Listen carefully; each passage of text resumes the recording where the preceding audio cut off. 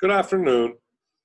My name is Mark Holtzman. I'm the superintendent of the McKeesport Area School District, and I'm back to join everyone for the fourth video in the five-part series about the reopening of our school system. I want to talk a little bit today about what our plans are moving forward with some of the gaps that were created by the closure of school back in March. Also want to kind of review a few of the conversations that were had previously and do my very best to answer a few more questions that were submitted by some of our families as we move forward in this process. A few things, obviously, our video series is going to be coming to an end, so if you have any further questions or concerns, please use our hotline, 412-664-3689, or by email, communications@mckasd.net. Also, we're hopeful that the CDC, PDE, our state health department, and some of the other governmental agencies continue to have consistent guidance or similar guidance as we move into the school year, so we don't have to make adjustments as we move on closer to the start of the school year. One of the things I want to mention is that as of right now, we have an open agenda meeting with our school board of directors on Wednesday, August 5th, and then next week on August 12th will be our voting meeting. We are definitely planning on proposing a new start date to school. So our original start date was August 20th for students, and our start date will now be August 26th for students. Our staff will be reporting still the same on August 18th. I want to share a few other updates or notes or things to consider before we get into some of the details. One of the things that's really important to take into consideration is when you think about what we may have missed as far as school is concerned. We ended school approximately March 16th. At that time is when school was closed for good for the remainder of the year. That's approximately 48 days before graduation, 48 school days. But fortunately or unfortunately, we had a number of testing dates that were part of that process. So there would have been 4 to 5 PSSA Keystone exam dates. There would have been likely another 5 days of test prep as part of that process. So if you take 8 to 10 days off the 48-day total, we've missed less than 40 days of instruction. So that's helpful to keep in mind as we think about how we're going to bridge that gap and move forward with that process. One of the things that we plan on doing is by extending the school year, extending the school start until August 26th, we'll have the opportunity to then provide some professional development to our staff, our teaching staff, our support staff, so we're prepared to provide enrichment activities and as well as remediation to our students that have struggles and issues with some of the learning that may have been missed. So a few of the things that we're going to focus on are obviously Google Classroom, which is going to be a platform in which we use some of our virtual learning exercises. Edmentum, which is an online program. It's a platform that houses a curriculum for online learning. ExactPath, which is a program that's used for our elementary students in English and math. And then obviously Zoom, looking at Zoom like we're doing today, with teachers the ability to interact with children face-to-face when it's possible, when it's feasible. And also just looking at the overall curriculum to make adjustments so that our online learning will then support or be aligned to our in-person learning as we move forward through the school year. We also have added a focus on how we're going to tackle the gap in education for all students in the Commonwealth that experienced it in the spring by really compacting the curriculum, using the curriculum in order to overcome these issues, have educational coaches working to address those needs, and using that curriculum to kind of shrink the areas in which students may have missed that instruction, and we'll be able to, with some review and remediation, the opportunity to catch those skills and be able to move forward in their development. Teachers will continue and obviously will meet, as I mentioned before, in in-service days to address those skills and standards that were missed. Those virtual platforms will be utilized as tools for students. So even though we're planning on opening face-to-face school 5 days a week, and in that process, we're looking at half days our school board will hopefully be able to approve this plan starting on August 12th, but we plan on trying to provide the final decision making and information after our August 5th school board meeting, if at all possible, so that families can plan and staff can prepare for the start of the school year. But thinking about how that will look is very simply, as I mentioned in a past video, that students will be split into two groups, basically by alphabet/family. If a child is not share the same last name as another child for some reason, that child will still be able to attend school in the same session, so it's not an inconvenience for your family, and will all be worked out through the building principals and secretaries as they group the children. So you'll receive your mail out that comes out every year for the start of school, and in that mail out it'll have the information about when they attend school and how that process will work and how they were identified moving forward. So those two groups will be 2 half days, be similar to the days that we've utilized before our Christmas holiday breaks, Easter, spring break, things of that nature, where children will come to school for approximately 3.5 hours, either in the morning or afternoon based on the alphabet. And from there, they will be able to receive all the instruction necessary for the day. They'll meet with each of their teachers. Our secondary students will run through their entire schedule, whether it's an 8 or 9 period day, for a shortened period of time, say 20 or 30 minutes.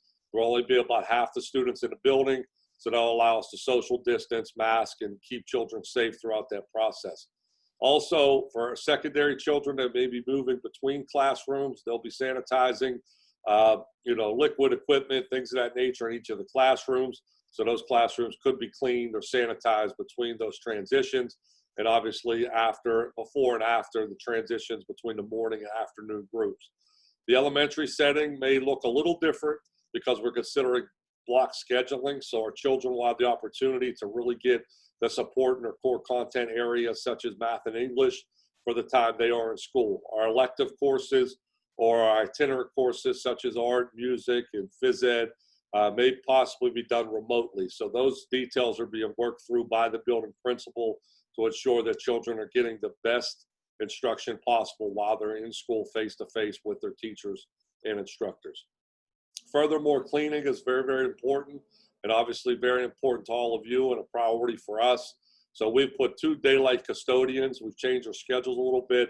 2 daylight custodians will be in our schools each and every day to clean the most frequently used areas by children. So obviously wiping door handles, water fountains, cafeteria areas, whatever it may be that is going to need to be frequently cleaned every half an hour, every 60 minutes, whatever it may be. They will be available to do that throughout the school day while your children are physically in school. Furthermore, we're in the process of buying some ion charged. We actually have purchased several of them already, devices that are battery charged that allow you to clean with a fluid that's sprayed on surfaces that eliminates the germs and the virus. We're also looking at a big, larger, very expensive machines that can clean large portions of each of the buildings within hours for the evenings and on the weekends when we're able to sanitize the entire building. So we're very pleased to have those opportunities to utilize that equipment and be able to make sure that our schools are clean and sanitary as students move in and out of those buildings. Thinking a little more about where we are as far as instruction is concerned, there will be some challenges along the way. There will be some skills that children will need to practice at home. So I encourage you that when the opportunity arises for us to begin school, that children will need to be reminded to, not forget their electronic devices and be able to utilize the online activities that are being provided by their teachers. The electronic devices are going to be distributed hopefully here at the end of August, beginning of September. Everything is on back order as of right now. So we're waiting for those devices to be delivered. As soon as they're delivered, they'll be tagged and they'll be prepared to be distributed to children. When they are all distributed, they'll be expected to bring them to school, to home, to be utilized as part of their curriculum and the fundamental basis for their overall instruction here at school or at home. So that's going to be vitally important. We'll keep you updated on when those devices arrive and when you could be prepared and when you'll know to receive those. But definitely everybody will receive one device. It will not be a one device per family arrangement. We will have one device per child. We will also have access to anybody that has a struggle with internet service. We will have some hotspots available for folks that are struggling to access the internet. But please look into Comcast Essentials. I think that's a great opportunity at a very low cost to be provided the internet at that point.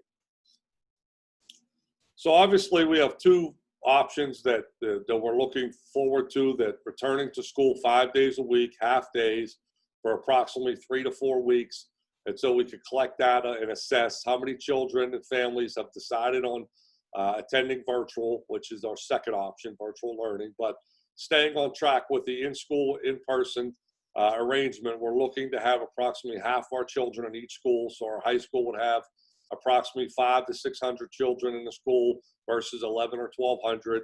Our elementary schools will have approximately 400 children versus 800 children in each of the buildings. And then Founders Hall, very similar, approximately 400 children instead of the 800 children. Those opportunities will allow us to social distance, keep kids safe, get them through security, make sure that they're masked. It is a mandatory masking order right now by the governor. So we have no influence over that, over those way those processes look. If those orders change, then obviously we can adjust accordingly. But at this point, all adults and children will have to wear a mask while in school. There will be opportunities to have mask breaks throughout the school day, and hopefully we're able to provide 6 feet of social distance between all desks and children, whether it's in the classroom, eating, and so on. And at that particular time, those breaks will be available to children that are uncomfortable or struggling with those masks during that time. But it will be mandatory, and it must be necessary for all staff and students to be in school with a mask. We did purchase masks for children. They're clear plastic masks. They're actually child-sized masks that will be available for each child. And we also are looking into purchasing some disposable masks for children and may forget their shield at home or have some other issues. But we will provide those things. And we encourage you that if there's something that's a little more comfortable that children would prefer to wear, they are welcome to do so. There will be an adjustment to the dress code policy to make sure the masks are appropriate. So all appropriate masks will be necessary while we're in school, and that'll be covered as we move through developing that policy. It hasn't been created yet. Obviously, I mentioned the second option, which is a virtual option where all children will do their schooling directly from their homes. They will be provided, obviously, electronic device, and they will have access to at the Edmentum platform and curriculum. We will also have some teachers designated to be online teachers. Now, unfortunately, they will not be able to provide live instruction for every child that's in the program. So some teachers may be uploading videos and providing videos for that instruction to supplement what they're learning online. Now, if our schools are closed totally for whatever reason, then our instruction will become virtual. But as you can imagine, we have enough staff members to provide in-person school and a handful of staff members to monitor the online learning process, whether it's completion of work or communication and things of that nature. We're considering designating more online teachers based on the number of children that do arrive back to school. We've asked you to fill out a survey to decide whether you want to do the online learning or in-person learning, and then follow through with the actual application process so we can get a better count, so we can designate staff to online learning if necessary, so they can provide some face-to-face opportunities for your child when they're doing their in-person, virtual learning. One of the other things to consider in this process when we think about online learning is we're thinking about how those children will move from brick and mortar, our school buildings, to virtual learning, and then maybe possibly considering that's not for you or your family and wanting to move back to the buildings back to school. That's not something that's uncommon. It's happened and will continue to happen. So we were working right now to finalize those plans. We originally had discussed 9 weeks. If you make a commitment to online learning, you must stay there for 9 weeks, and then you could make the decision to return back to brick and mortar schooling. We're considering some other options where the possibility of after 3 or 4 weeks, if we're able to return the full school due to the infection rates dropping and the number of children that are online, and you make a decision you'd like your child to return to school, I think at the progress report will be another opportunity to do so.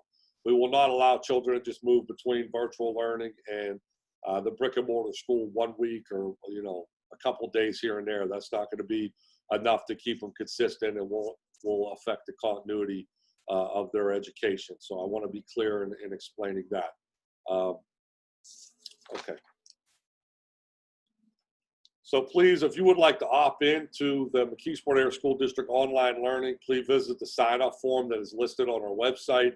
And please include your name and somebody will be in contact with you. Also, the transportation opt-out form, if you feel more comfortable that your child be brought to school by yourself or a relative or somebody else other than riding a school bus, please fill that out so we can make adjustments to our routes and make sure that we have enough bus stops available for our children.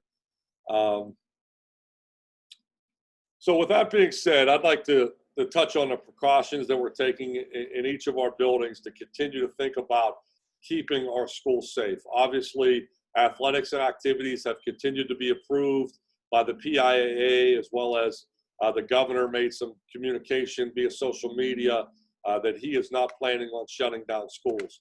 So our continuous communication with Allegheny County Health Department and following the guidelines of the CDC and the State Health Department continues to be essential as we think about how we're going to open schools. Our school board is going to vote on our safety and health and safety plan in the next upcoming weeks or two. That will be posted online for anybody to view, see, and please ask questions if necessary. Our final video that we're considering in the 5-part series will address all additional concerns and questions from families. So please, when you have an opportunity or a question, some of you have emailed me directly. I've responded to just each and every one of you the best that I can, and I've tried to answer your questions the best that I can through this video series. But please feel free to continue to communicate. If I missed you, I apologize, but I'm doing my very best to stay ahead of all the questions and concerns as we move forward. But I can promise you one of the things that I want to be crystal clear is we plan on educating your children like we're educating our own children. And the reason is because we are. I have a child here that'll be a sophomore in high school. Dr. Wanzo has children here. Many of us are that committed. So we're going to do what we can to not only keep your children safe, but we're going to keep our children safe. We're very proud of that. We'll continue to move forward with this process in hopes that all these things go well, everybody remains safe, and we're able to educate our children to the best of our ability. So I want to thank you again for taking the time to listen to this video number 4, and I look forward to being in touch in the near future. Thank you very much.